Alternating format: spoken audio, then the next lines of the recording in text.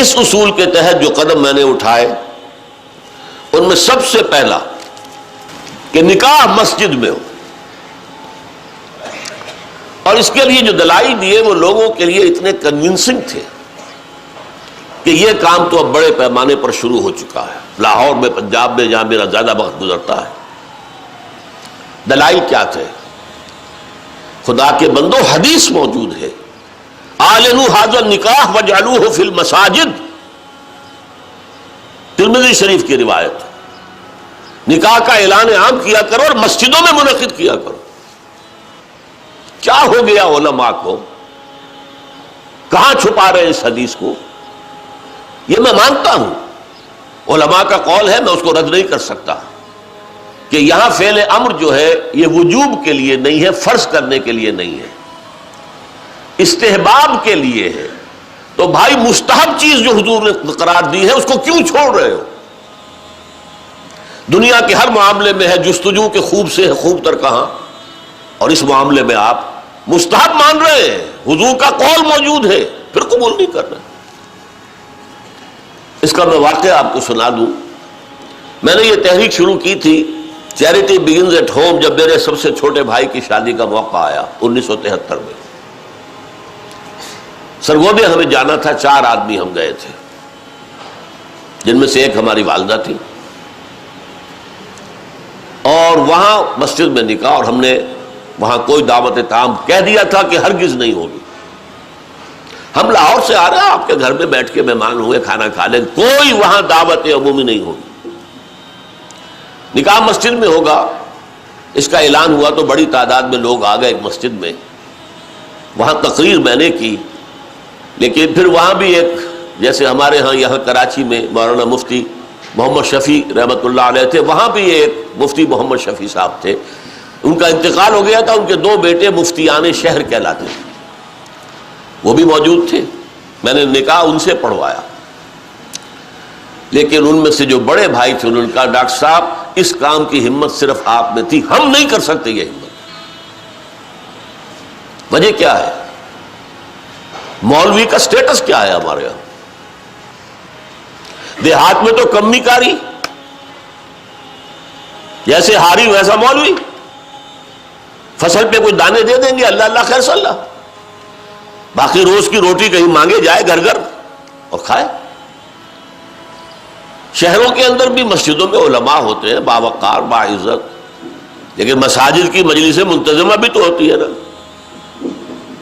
کیسے کہیں گے یہاں آؤ، میں نہیں آؤں گا تمہارے یہاں نکاح پڑھانے کے لیے؟ کیسے کہیں گے؟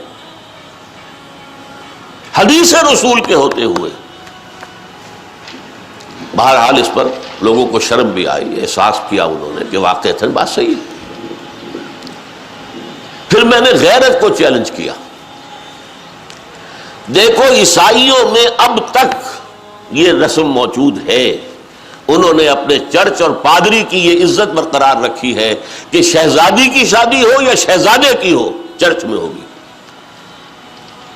کوئی پادری ان کا بغل میں کتاب دبا کر بیٹھا ہوا انتظار نہیں کرے گا کہ عصر کا وقت تھا نکاح کا، بیٹھے مولوی صاحب ابھی بارات نہیں آئی، بیٹھے بیٹھے سوکھ رہے ہیں۔ وہ پہلے 30 40 50 روپے مل جاتے تھے، اب 300 400 500 مل جائیں گے، اور کیا ہوگا؟ اور وہاں کیا ہوتا ہے؟ شہزادہ یا شہزادی چرچ میں آؤ، پادری کے سامنے کھڑے ہو کر ایجاب و قبول کرو۔ بہرحال چرچ کی یہ حیثیت آج تک ہے، ہمارے یہاں نہیں، ختم ہو چکی۔ مولوی کا نہ مقام اور نہ اس کی حیثیت۔ تیسری بات میں نے یہ عرض کی کہ دیکھیے نکاح سے ایک نئے خاندان کا وجود آپ کے معاشرے میں ہوگا، اللہ اولاد دے گا، ایک خاندان وجود میں آئے گا۔ اس خاندان کے لیے دعا کی جاتی ہے، اے اللہ اس نکاح میں دین و دنیا کی سعادت اور برکات عطا فرما۔ وہ دعا کا ماحول ہوتا ہے، آپ نے اعلیٰ ترین سنہری قسم کے شامیانے تان دیے، اور فرش میں آپ نے قالین بچھا دیے، صوفے لگا دیے، لیکن وہاں کیا ہوتا ہے؟ سگریٹیں پی جا رہی ہے، دھواں ہے، کہہ لگ رہے ہیں، غیبتیں ہو رہی ہیں، پھر یہ کہ کوئی بھانڈ آ گئے تو فحش گوئی ہو رہی ہے، اور ایک کونے میں بیٹھا ہوا بیچارہ مولوی کچھ من من من من من من کر کے پڑھتا ہے جیسے کہ صرف دولہا کو سنا رہا ہے کچھ، اور پھر کہتے دعا مانگ لے. تو دعا کیا خاک مانگ لے؟ دعا کا ماحول ہوتا ہے، کوئی اللہ کی طرف توجہ ہو، کوئی رجوع ہو تو دعا مانگی جاتی ہے. لہذا اس دعا کا ماحول بھی جو مسجد میں ہے وہ اور کہیں نہیں. چوتھی چیز یہ بھی غیرت کو جگانے والی ہے، اگر حضور کی بیٹیوں کے نکاح مسجد میں ہوئے تو کون مسلمان ہے جو کہہ سکے میری بیٹی زیادہ باعزت ہے فاطمہ سے رضی اللہ تعالی عنہ؟ میری بیٹی کا نکاح مسجد میں کیسے ہو؟ آخری چیز، اور یہ اصل میں اس ازدواجی رسم کے ضمن میں جو اہم فلسفہ ہے وہ میں بعد میں بیان کروں گا. کس قدر بچت ہو گئی. لڑکی والے کے ہاں آپ جائیں گے، وہ شامیانے لگائے گا، وہ قالین منگائے گا، وہ کرسیاں منگائے گا، وہ صوفے لگائے گا، رات ہے تو قمقمے لگائے گا، بجلی. کتنا خرچہ ہوا. مسجد میں بھی بھائی قالین بھی بچھے ہوئے ہیں، مسجد کے اندر کشادگی ہے، مسجد میں اوپر پنکھے بھی لگے ہوئے ہیں. مسجد میں کرو نکاح اور تمہارا کتنا پیسہ اس میں بچ گیا اس کا تصور کرو. بہرحال یہ تمام دلائل ایسے تھے کہ جس کی بنا پر پہلی بات تو لوگوں نے بڑی آسانی سے مان لی. دوسری بات یہ تھی لڑکی والوں کی طرف سے نکاح کے موقع پر کوئی دعوت نہیں، قطعاً ثابت نہیں. شادی کی دعوت صرف ایک ہے اور وہ ولیمہ ہے، صرف ایک. اور دیکھیے ولیمہ کیوں ہے؟ لڑکا جو ولیمہ دیتا ہے اس لیے کہ اس کا گھر آباد ہوا ہے، اس کے ہاں اصل خوشی ہے. لڑکی والوں کے ہاں خوشی نہیں ہوتی. زیادہ سے زیادہ آپ کہہ سکتے ہیں سائی آف ریلیف کہ ایک ذمہ داری کا بوجھ تھا آج وہ اتر گئی، اللہ کا شکر ہے. بس خوشی ہو سکتی ہے، گھر سے بچی نکل رہی ہے.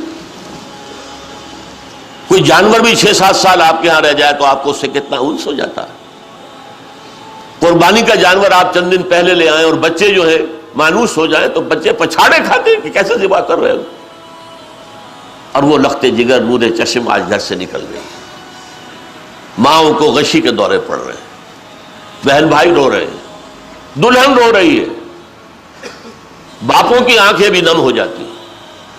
خوشی کا موقع نہیں ہے ان کے یہاں. اور پھر دیکھیے تماشا، نکاح کے موقع پر چھوارے کون لائے گا؟ لڑکے والے. اور مرغ پلاؤ کس سے کھائیں گے؟ لڑکی والوں سے. تو ذرا عقل کے ناخن لو، جو تمہیں مرغ پلاؤ اور متنجن کھلا سکتا ہے وہ چھوارے نہیں بانٹ سکتا تھا؟ یہ کیا ہے؟ یہ وہی ہے ہندوانہ پس منظر اور ہمارا اسلامی پس منظر، دونوں یہاں گڑبڑ ہو گئے. لہذا نکاح کے موقع پر چھوارے لاتا ہے لڑکے والا اور پھر دعوت کھاتے ہیں لڑکی والوں سے. انتہائی نامعقول بات. میں نے عرض کیا نا کہ خوشی ہے، دعوت ایک ہے ولیمہ. اس کے لیے حضور نے اتنی تاکید فرمائی. اولمو، یہ احادیث ہے، اولمو ولو بشاۃ، ولیمہ ضرور کرو چاہے ایک ہی بکری ہو تمہارے پاس. اور یہ عرب میں مفلس ہونے کی سب سے بڑی علامت تھی. وہاں تو بھیڑیں اور بکریاں پالتے تھے، ریوڑ ہوتے تھے. ایک ہی بکری ہے تو وہی ذبح کرو، گوشت پکاؤ، کھلاؤ. یہاں تک دعوت اذا دعی احدکم للولیمۃ فلیاتھا، جب تم میں سے کسی کو ولیمے کی دعوت دی جائے ضرور جائے. اس سے آگے دیکھیے، اور اس میں توازن جو ہے ہماری دین میں اور حضور کے فرمودات میں، اس کا ایک نقشہ سامنے آتا ہے. بئس الطعام طعام الولیمہ، ولیمے کا کھانا برا کھانا ہے. کیوں؟ اس میں غریبوں کو نہیں بلایا جاتا. ظاہر بات ہے، یہ مسلی کھلانے کے لیے تو ولیمہ نہیں ہوتا. ولیمہ تو ہوتا ہے اپنے دوستوں کو، احباب کو، رشتہ داروں کو، قرابت داروں کو شریک کرنے کا. لیکن اس کے باوجود، اسی حدیث کا ٹکڑا، اس کے باوجود میں تم سے کہتا ہوں کہ جسے بلایا جائے اگر وہ نہیں جائے گا تو وہ اللہ اور اس کے رسول کے حکم کی خلاف ورزی کرے گا. یہ تاکید ہے. اور یہاں تک تاکید ہے اگر تمہارے کسی بھائی نے نکاح کیا ہے اور اس کے پاس کچھ نہیں ہے ولیمے کے لیے، اپنے گھر سے کھانا لے جاؤ اور اس کے ساتھ جا کر بیٹھ کر کھا لو، سیلیبریٹ کرو. سیلیبریٹ کرنے کی ایک سمبل ہے، یہ اس کی ایک علامت ہے. اب آپ سوچئے جس نبی نے دعوت ولیمہ پر اتنی تاکید ہمیں کی ہے، اگر لڑکی والوں کی طرف سے نکاح کے موقع پر دعوت میں بھی کوئی خیر ہوتا تو وہ ہمیں نہ سکھاتے، نہ بتاتے، کیا بخل سے کام لیتے؟